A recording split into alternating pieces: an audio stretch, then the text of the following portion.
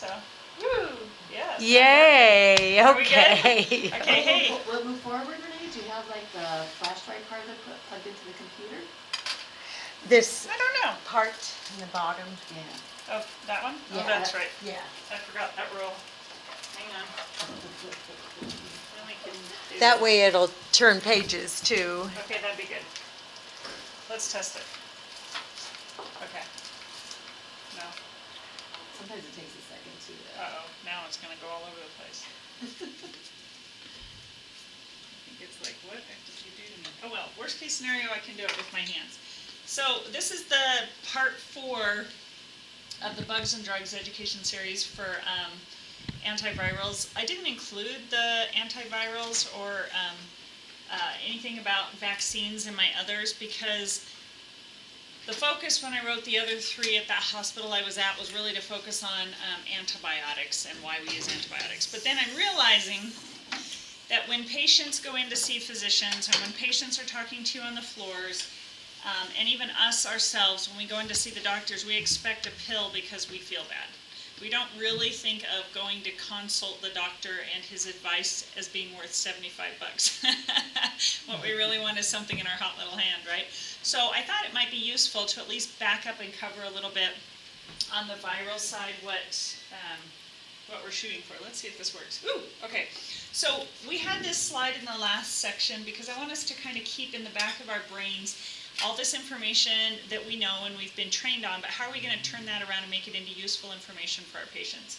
So do we know how to educate a patient on the differences between the various types of microbes, differences in treatment, and then why that matters? So just keep that in the back of your brain, and maybe we can have some ideas amongst ourselves as to how to approach those things. So our objectives for this little presentation are to understand viral composition, describe the beginnings of viral illness prevention, common vaccine preventable illnesses, and the medications for non-vaccinable illnesses, and then some pearls to keep in the back of your head.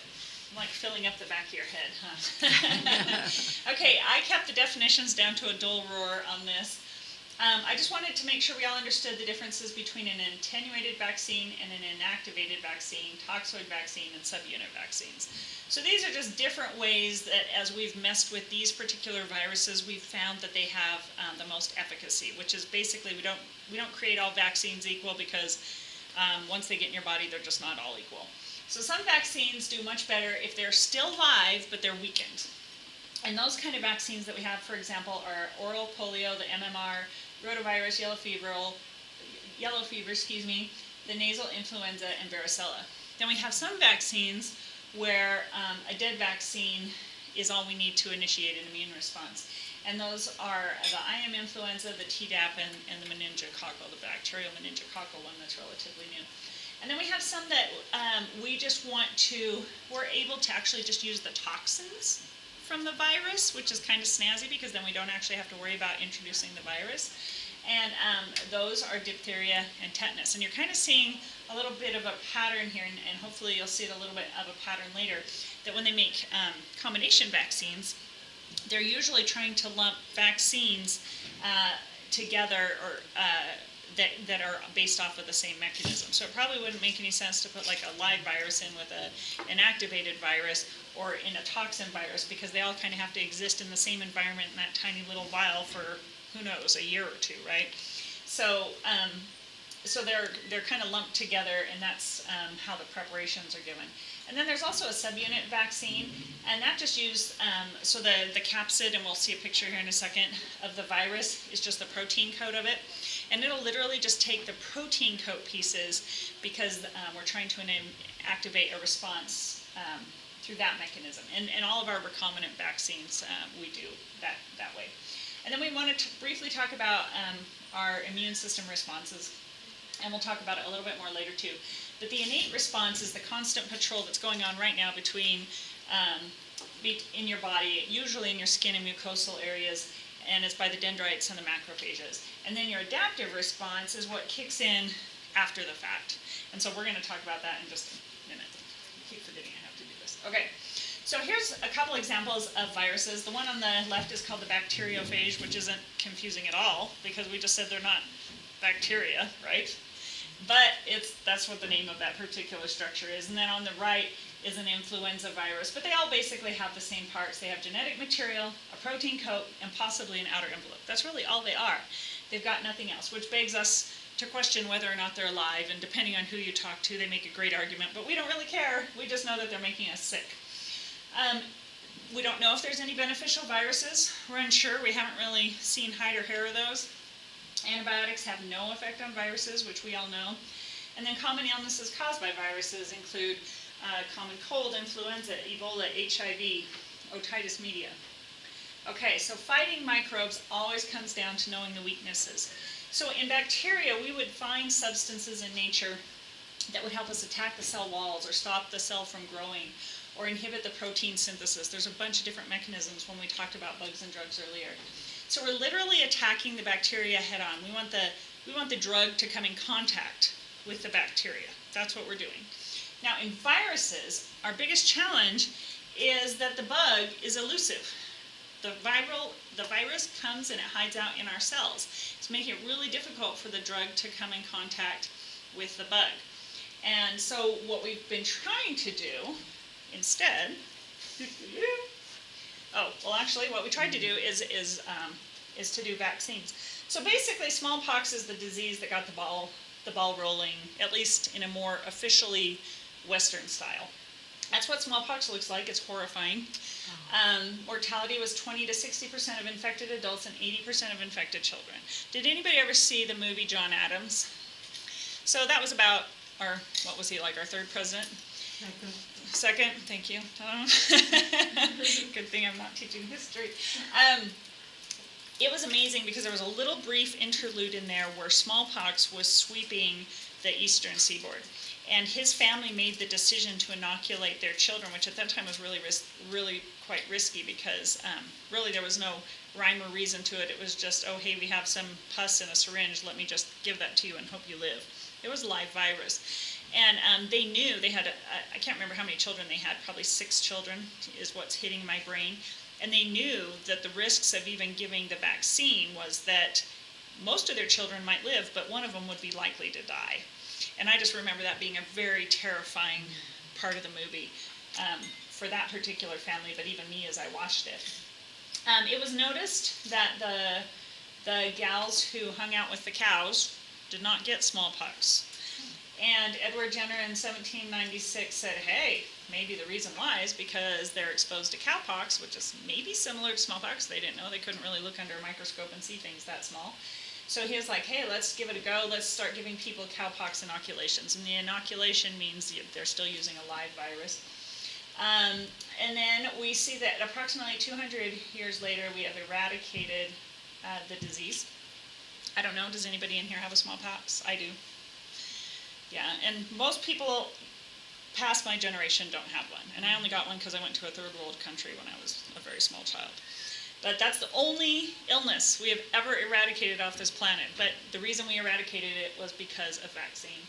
Killed 300 to 500 million people in the time between those 2 centuries that we can basically estimate. So I think that's a huge selling point for vaccines, but we'll talk about some other reasons too. Okay, so let's talk about how we fight it. So there's only 3 parts to this virus, which kind of makes it tricky because maybe we feel like there's only 3 ways to attack it. So the first part is the innate response. And the innate response of our immune system basically reacts to seeing something that's foreign. Like this funny little virus thing doesn't look like it belongs here, for lack of a better word. They don't have eyes. Macrophages don't have eyes, but they run into it and they're like, hey, this doesn't look right. So our sentinel cells reach out, and as soon as they find this viral infection, or they start finding cells of our bodies that are starting to act weird because they've been infiltrated by these viruses, they start sending out the cytokines, and the cytokines are our original response. They're ramping up some signals, and they're saying, hey, pay attention, something's going on here. And then what happens is the next thing that happens is the adaptive immune response. And this one seems delayed because we don't see the effects of it until later. It is always ramping up in the background according to the messages it gets, but the effects of it are more delayed. days to weeks are required to adapt the response to that specific virus, and it has to be specific. It consists of antibodies and immune cells. And so the idea behind giving vaccines is to give the body a taste of what that particular foreign body looks like, so it can upregulate the adaptive immune response faster. So that's the whole idea behind vaccines. And I know I'm not telling you anything you don't know. Ooh, this is a little tinier than I wanted it to be, but that kind of shows you up front where the innate response is, and then how the adaptive response gets kicked off with the production of T cells and B cells, and then we're on our merry way. The one I really liked is below, though, because it kind of gives you a timeline there. So you can see in the innate response bar, you can see where the phagocytes and the inflammatory cytokines start kicking in, where the cytokines really start like peaking, and you can see that where the cytokines start peaking is right there where the adaptive response is getting ramped up. So then we've got T cells coming on, and the T cells are giving us a little bit of cover until our antibodies can get there. Now antibodies really, wow, check that out, we're into day 11 or 12, right? So at that point our immune system's going, help, and all hands on deck. Okay, so the vaccine preventable illnesses, most of the ones I listed are the ones like off your child immunization sheet. But the things we kind of need to familiarize ourselves with if we're in the business of giving these all day, which ones are for viral infections and which ones are for bacterial infections. And the viral infections look pretty familiar: measles, mumps, rubella, influenza, Hep A, Hep B, rabies, polio, HPV, yellow fever. And then these can all be either attenuated or inactivated, and I just gave the example of the first ones. And you can see that MMR, it all comes in the same vial, right? And they're all attenuated. And vaccines are always going to be lumped, so they don't mix bacterial and viral vaccines in the same vial. So it's always going to be all viral, or it's going to be all bacterial. And then they're always mixing ones that are all attenuated or all inactivated. And then they also try to go a little bit further, and if they have a similar response or duration, can we throw these all together, because in all likelihood you're going to need to do this every 10 years. Tdap's a good example of that. So our response goes down after about that time period, and so they recommend that you get another Tdap booster at such and such a time, because tetanus, you're probably at risk of stepping on a rusty nail at some point, right? Pertussis kind of comes back every blue moon, and diphtheria, well, we haven't really seen an outbreak of that, but might as well throw it in with the kitchen sink, I suppose. So now let's compare what our vaccines were to what antiviral medications we have, because this really gets to the crux of what our issue is. So in some ways, thank heavens HIV happened, because we had acyclovir, we had the ones under the herpes area. Acyclovir, valacyclovir, ganciclovir, that's pretty much all we had until the 1980s when HIV hit. HIV caused so I just listed categories of drugs over there. I didn't even list the individual drugs. There's probably 30 drugs represented in those categories. So because of HIV, we did way more viral research than we had ever done. So we have a ton of medications for HIV. Influenza, we've got basically one. There's actually a couple others, but they're hard to get, so we just call it basically one. It's Tamiflu. For herpes or zoster, whenever we get some kind of inflammatory response that's difficult, we can use acyclovir, valacyclovir, ganciclovir. Hepatitis B, we have a variety of things in there. What's kind of interesting for Hep B is that a couple of those drugs are actually originally HIV drugs. And then Hep C is that whole new category of really cool drugs that can potentially cure hepatitis C. So say for example, so these are all medications we can maybe treat with them, but we have some problems with some of them. So looking at the HIV meds, what's the biggest hang up for people being on HIV meds? Cost. Timing. Yep, timing and side effects. The original ones were really, really bad, but I've heard that they're still not so great. Lots of nausea, lots of vomiting, lots of diarrhea. But at least you don't have to take stuff at an exact time. Right. They've made some huge strides. Yeah, Right, it's a lot better exactly. than it used to be. So what's our hang up with Tamiflu? The timing too. timing, because you have to initiate within, 24 hours, I think it is, to even, Yeah, 2 or 3 days, it's Yeah. like, by the time you figure out you have the flu, it's too late. it's almost too late, exactly. And then efficacy, it's only shown to reduce your flu duration for between another 24 and 48 hours. So after you spend $100 on a script, was that worth it? Well, plus your doctor visit to get it. Yeah, Yeah, that's true. yeah. So it's kind of, I know it's the dumbest thing ever. It's like, well, this might work, can we make it work? Maybe. Prophylactically, maybe that works a better way, but a lot of people aren't really willing to spend that much prophylactically. The herpes drugs, again, we can have side effects with those. Again, cyclovir really especially has black box warning for a variety of granulocytosis and thrombocytopenia and some crazy stuff like that. The hepatitis B drugs, very expensive, lots of side effects. Hep C drugs are flat out, actually held the record for a short period of time of being the most expensive medication. It's about $1,000 a pill, and you have to take it for 3 months at a minimum. How does that work? Like, how well does it work, or how does it? like the mechanism? We would probably need to look it up because I don't think they're all the same.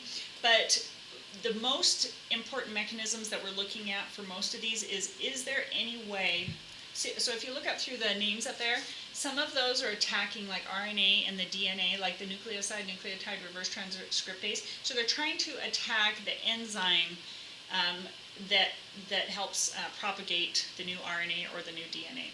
The ones underneath, we just keep trying to hit the enzymes, because the enzyme seems to be where the decision point is. How can we stop the next thing from happening? So we're trying to hit the enzymes along the way. And Hep C, if I'm remembering right, on Sweetwater, you had to have a certain type of Hep C, and it wasn't in so many patients. It was like, I can't really remember, like only 20% of Hep C patients had the right type of hepatitis C or the right subunit of it in order for Sovaldi to work.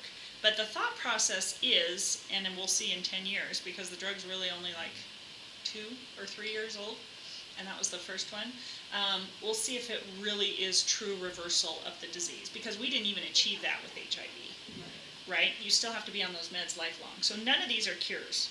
They're just putting off the symptoms or putting off the inevitable. So what you're saying is like the Harvoni and the Sovaldi, it may give what you'd call an artificial cure, a pseudo cure, and then 10 years down the road it comes back. Maybe, and I think they think that's not the case, but I think we never know. You know what I mean? Like, we learn stuff only after a drug's been out on the market for 20 years. Oh, didn't realize it did that. So I feel like we're in the same situation with that. Especially because viruses mutate.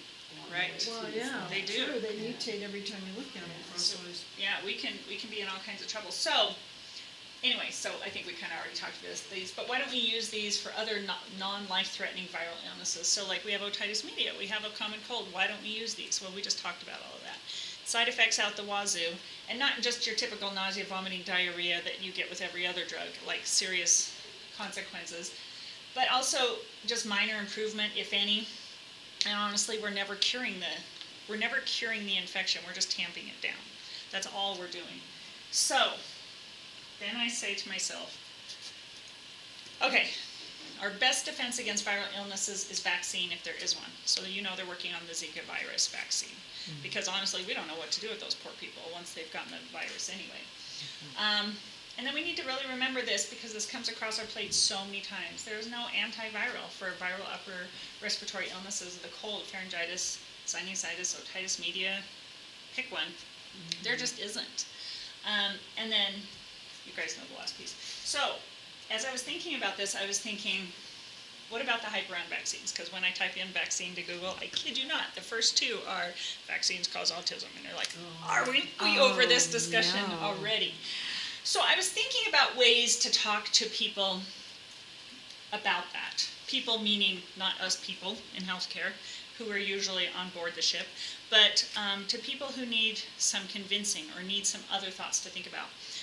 You and I, because we were trained didactically, and we were trained with facts and figures. Usually all I have to do is rattle off some facts and figures, and we're jumping on ship. We're ready to go with you wherever you want to go.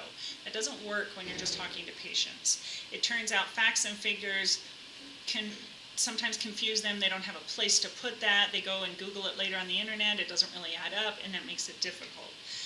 So I happen to have a boyfriend. Well, that's the first exciting thing. The second thing is that my boyfriend, so we started dating. Thank heavens we're old and we're not young, because when we started dating, somehow it came up that he did not, I guess back in the day, he was a little hippy-dippy, and he did not believe in vaccines. And so he didn't vaccinate his kid. And I was like, oh, I so could not have married you. That would not have worked out well. We would have been fighting about this forever, right? And so he's had a lot of discussions with me on why he doesn't. Well, he's heard all the stuff over the media, and he brings those arguments to me.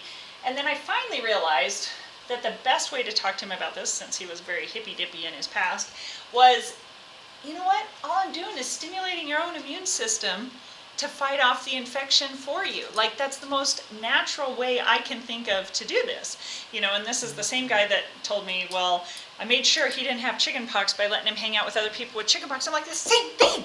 It's the same. Yeah. This is great. But that's back when I was a kid, that was the only vaccine there Right. was Exactly. smallpox. Right. That's That true. was the only one. We didn't get the polio vaccine until I was in grade Right. school. So I mean, that is how you got immune That's- system. you were did. exposed to everybody. Yep. And we had parties. Yep. Literally. Yep. Parties. Yep. To get to people together when some Yeah. kid had an outbreak, Yeah, right? I mean, it went through the neighborhood like wildfire. So-and-so's got chickenpox, bring your kid over. Yeah, exactly. And so I think that's where, that's at least an argument I can say, which is, hey, I am trying to do this as naturally as possible. I am trying to let your immune system, which actually is far superior to our drugs. Obviously, your immune system's going to take care of that flu virus you got. Obviously, your immune system's going to take care of some of these other day-to-day common colds. I can't get rid of those with drugs. You know, so no matter how sophisticated any drug that I can offer you is, it can't replace your own immune system. And then also the other argument I like to make too, because usually people who have concerns about vaccines also have concerns about side effects of drugs. So I try to make that argument. I say, my drugs are kind of crap, to be honest with you. You're going to have a side effect. There's side effect lists for every single drug. I don't have a single drug on my shelf that says side effect free, and that's just on the low end. When we talk about adverse drug reactions or drug allergies, those can even be more severe and more pronounced. Can I keep you off drugs in some way, shape, or form? And then also we got to remind people that they are always thinking in the back of their head, even if they're anti-vaccine and anti-drug, they're still thinking, it doesn't matter. If I get really sick, I'll take my kid to the ER. Well, you and I know that is not magic. You and I know that if you're really, really sick with a viral illness, all I can give you is supportive care. That's what they did for Ebola. That is all they can do while they sit there and wait for your immune system to kick off. They can give you IV fluids, they can give you comfort meds, they can try and slam you full of valacyclovir or ganciclovir or any other medication they decide to pull off, but they have no idea if it's going to work. So for people in the back of their heads to think that the emergency room and the hospital is like their total trump card, it's not. I can't do anything for you when you're here if you are so virally ill that you end up coming into the hospital. Granted, you catch a backup bacterial infection, yeah, I can do something about that, but that's another way I thought we could approach it. And then here's another concern that people often have about the other ingredients in a vaccine. So let me just kind of soothe your brain about how, it's mostly when they're talking about how the viruses are attenuated or inactivated. Inactivated, they'll usually use heat-killed. Heat obviously is not going to cause you a problem because the heat goes away. And then, or something like formaldehyde. The formaldehyde is washed out. They still have to put it on the label because there might be trace amounts of it left in there. There are other preservatives that we use, to which I say, anybody who eats modern food and doesn't cook at home all day long, you're getting way more preservatives from that than you do out of an injection. And furthermore, if you lumped all of the ingredients of all the vaccines you would get in your entire life, it would be less bad for you than drinking a beer. So that's the perspective I like to give people, because that was my my boyfriend's discussion. He's like, but there's toxins in there. And I'm like, so are there in those Cheetos? Knock yourself out with those Cheetos. So I think we have to kind of get outside the box, and instead of pumping people full of facts and figures and aren't you afraid that smallpox is going to take over the world again, which it's not, because we don't even vaccinate for that anymore.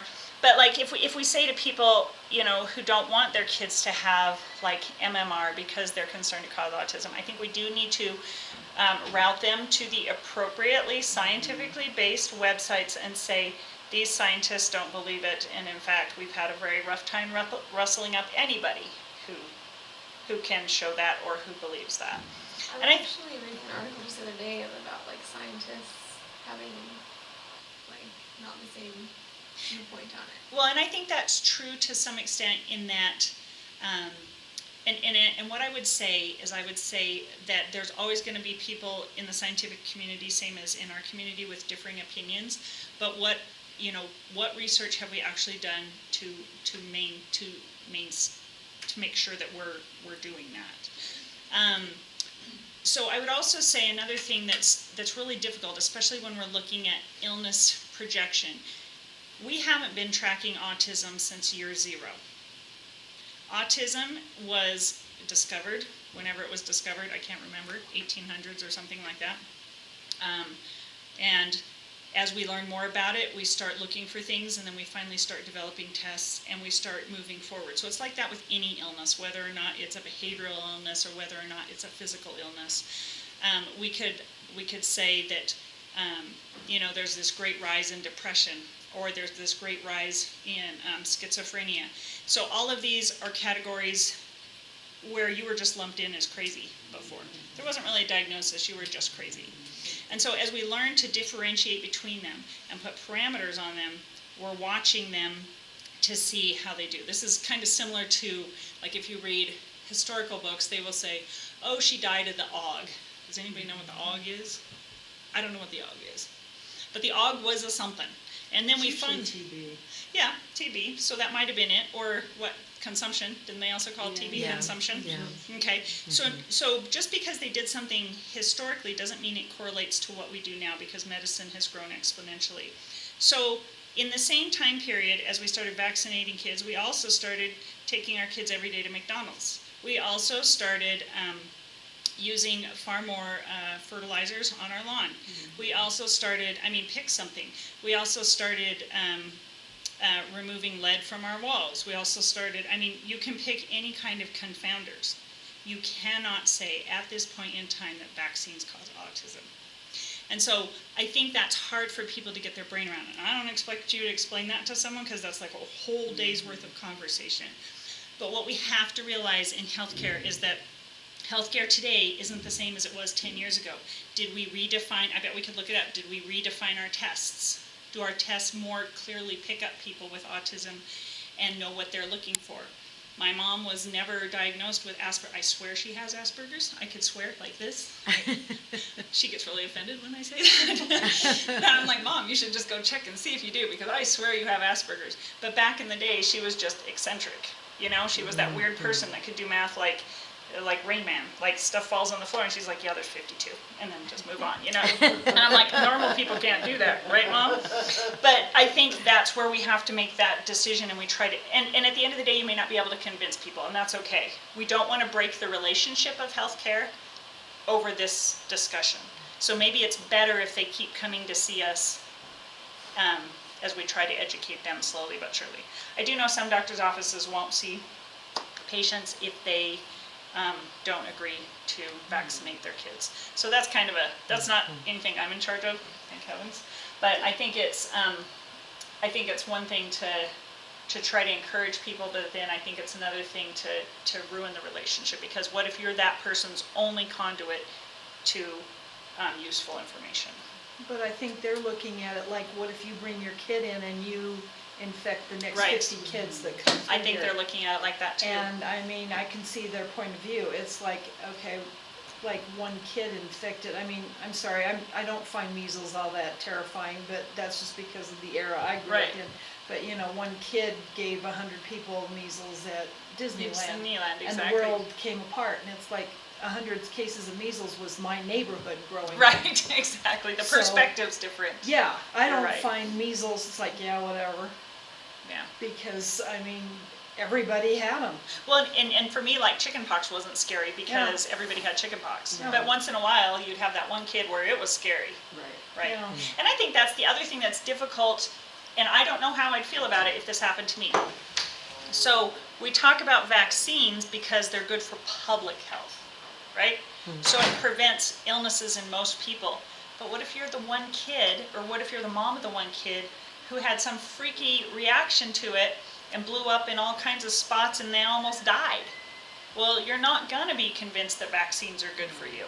Well, on the other hand, if you don't get it and you're the one kid that gets that disease, Then you're sad too. You're sad too. didn't they just recently, most vaccines don't have mercury in them? Right, they don't have mercury All of anymore. them don't? Nope, they don't, yeah, which is nice.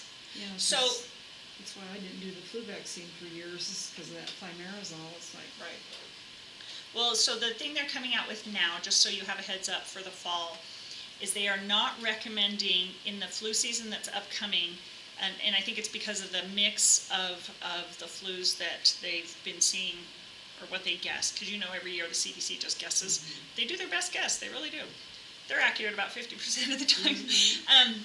They are not recommending the live vaccine, the live nasal. For anybody? Not going this next year. So I need to look at that a little bit more and find out like what the reason is behind it, but I saw that big blip across my screen yesterday and I was like, oh, okay. there was, what was the deal? Some kid died from flu, and she was given the nasal. Nasal. That's where it's coming from.